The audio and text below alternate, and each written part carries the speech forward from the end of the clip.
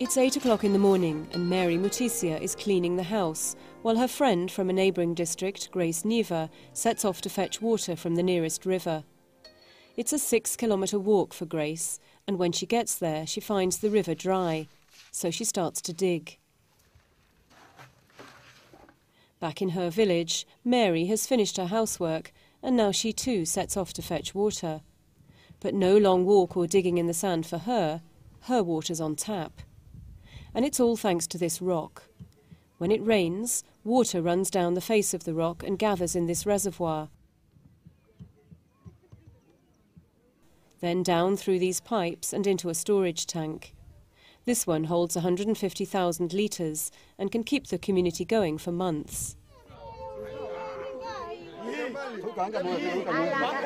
The project was built and is now managed by the community it serves, and everyone who joins the project shares its benefits.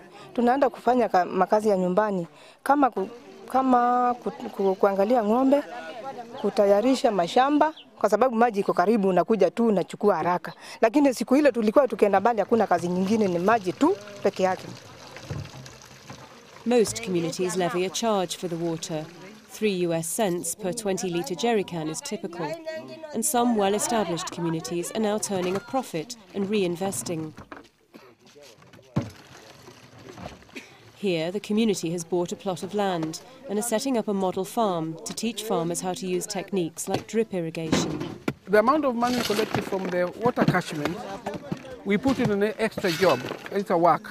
The way of extending the farmers is to prepare an experimental farm where people can learn what to do in their chambers.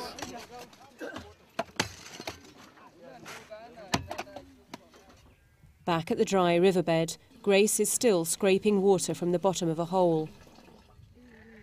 And as long as women are left carrying this burden, their communities will remain rooted in poverty.